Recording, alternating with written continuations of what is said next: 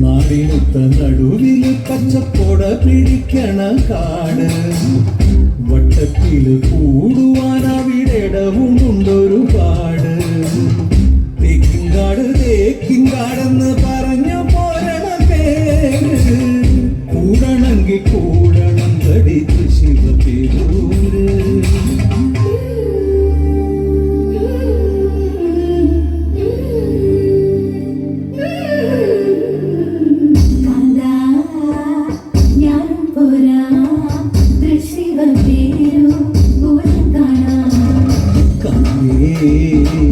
നീയും പോര് ശിവപേരു പൂരം കാണാം.